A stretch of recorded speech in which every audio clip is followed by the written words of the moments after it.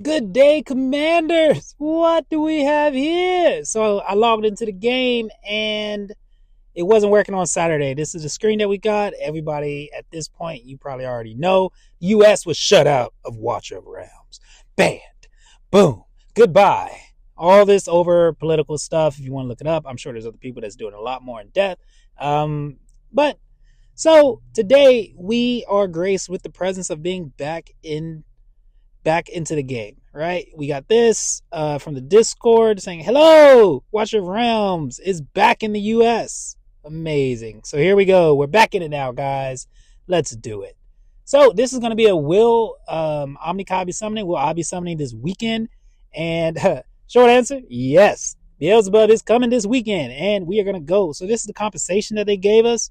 5 rare summons, 250 diamonds, and then some stamina pots, large stamina pots. We did get 2 of them back to back. So these are 2 separate inventory items in our mailbox. So that's what we got for not being able to play over the weekend, basically. So while we was out over the weekend, god dang it, we had a Rygar and Yuri come up, right? I was thinking about summoning on the Yuri banner, but did I get a chance? Could have used the VPN, could have jumped in, could have got her, could have at least tried to pull on her. But then it's kind of like, do I need her? Do I really need her? I do have hot set. She's not adding too much value. And 9 times out of 10, I guarantee when I pull this weekend, watch me get a copy of her. We're just going to throw it out there. We're going to speak it into existence. We're going to throw it in the universe and watch it happen anyways. So she is really good, though. I do think that she is a great marksman, especially in a Nightmare faction, because they only have hot set. And if you do happen to pick her up, she's gonna be a great starter unit. She'll carry you through the game. She's at least gonna help exceptionally well in AOE arena or anti-air arena. That's where she's gonna be really good because her range is kind of stupid. It's really big. So Rygar was the other one that we had last weekend. Ancient Lord, the new one for the Nightmare faction. He is very similar to Torador. He does need to get placed down on the field in order to activate his skill or his talent, I guess. And he's a good unit. He's a great unit. I do like him, but I don't want to go out of my way to get him. That's the only thing about him being an Ancient Lord that kind of deters me, is because Ancients are so valuable in this game. I already have Torador from the free Lego pick, so I'm not motivated to go out of my way to get him, right? That being said, I mean, I might as well blow everything now, right? I only got 3 months left in the game. It depends. We'll see. But our future in Watcher of Realms is bleak. I don't think I'm gonna download a VPN, and if I have to do this, play a game that I like to do, right? So it's not worth it in my opinion. It's too much of a hassle if that happens. So Zilla 2, she's over here. She's actually a really good unit. I do like Zilla 2. She carried me through most of the game up until like very late in game. Like after I got Praetus, Ingrid, stuff like that. Eventually everybody can get them if you play long enough. It's more of a time thing. But yeah, she's great. And for Infernals, come on now. Can't get a better choice. Lyra also pairs well with her if you have like Twin Fiends, Soul Cadence, stuff like that. Zilla 2's a great option to pick up. And since she's coming with Bubba on this banner, like it's kind of like a twofer, right? It's are you gonna get mad if you get Bubba? You're gonna get mad if you get Zilla 2? I mean, if you have her fully awakened, then it's kind of like so you'll be upset about that. However, she's a good fighter. She's a little squishy. Like if she gets touched, she's probably gonna die in a couple of hits. But you pair her with a healer, and she'll stay on the fight. So she has a good range too, right? She has that arrogance range, and that's something that you need in a lot of content. And not much more I can say about her. Take a look at the awakenings real quick. A1, if you do get an extra copy, it reduces her soul siphoning requirement. It's lower to 70% of her max health instead of 80%. Awaken level 2, crit damage plus 15. I guess. But see, the thing about Zilla 2 is her awakenings, they're not that lustrous, right? They're kind of lackluster in my opinion. So it's not worth going after awakenings in her, especially at this point in time in the game with these new heroes and stuff coming out. If you're chasing awakenings, or if you just happen to pull her, then that's good. But she's not like a prime candidate for like chasing awakenings, in my opinion. They're not game breaking. They don't like burst the game open for you or increase her damage tenfold or something, right? So Awaken 3, this is going to extend her ult by 10 seconds.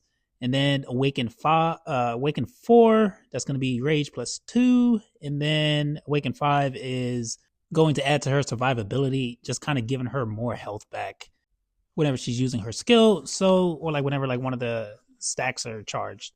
So this is just increasing her survivability, but it's not something that you're going to go out of your way for, right? This isn't something like, oh man, her A5 is broken. So that's what I was saying. Like her awakenings aren't amazing.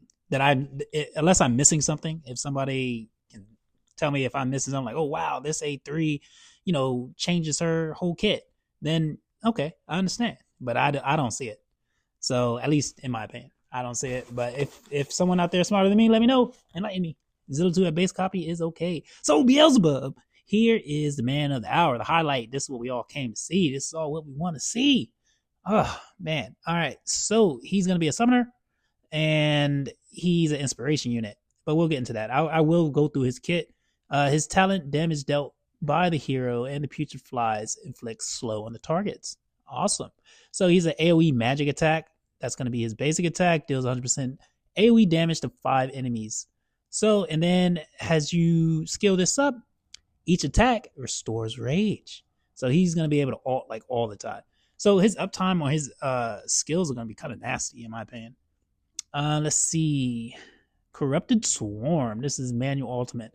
700 initial rage. Skill cost 1,000. Can go down to 900. Summons putrid flies. The putrid flies generate a powerful vortex that pulls up to 10 nearby enemies towards its center with ×2 strength and inflicts slow on them, up to 5 enemies. Bro, so he has good crowd control and he has a vortex that's going to pull them. GVG viability right there. Plague of Ruin. This is magic vulnerability, and I think one of his awakens will up it. It's 10% magic vulnerability. During the ultimate, the heroes and the putrid fly release a Plague of Ruin one time every 5 seconds, dealing 150% AoE magic damage up to 8 targets and inflicting magic vulnerability on them. So that's that's good in my opinion, especially like in GVG setting. That's what I'm looking for. That's why I'm excited about Bubba or Beelzebub.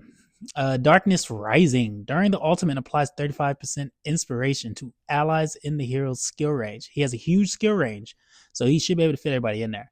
Now, also reduces the attack interval of ally summons by 25%. Ally summons. Who'd we all just pull? At least who'd I pull? Sun Wukong. Boom. So he's going to pair well with him very well.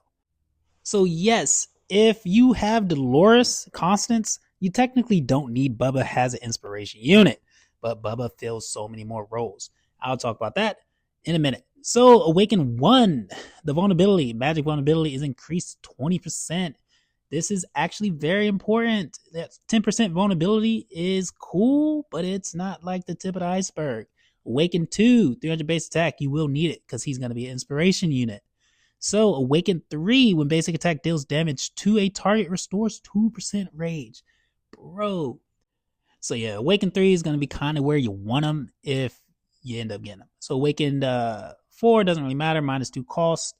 That's not that great in my opinion. Awaken 5, if the target receives 2 instances of Plague of Ruin within 3 seconds, they will take 1 additional instance of true damage, equal to 100% of the hero's attack.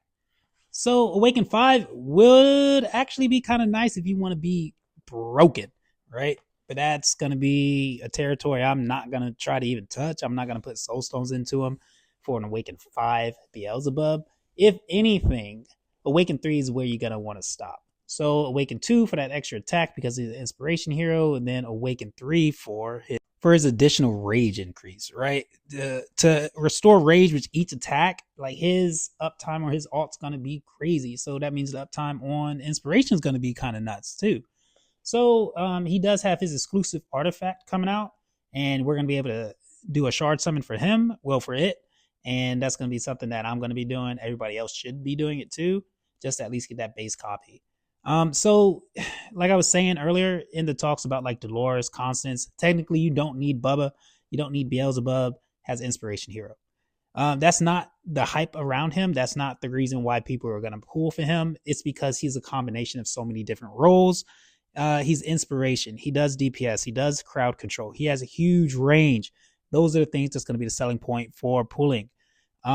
So late game, I think he's going to be more essential. He's going to be crazy good late game. And if you pull him early game, you might be kind of disappointed. You might be like, oh, what's all the hype about? Because you don't really understand his kit, or you're early to the game and you don't really know it.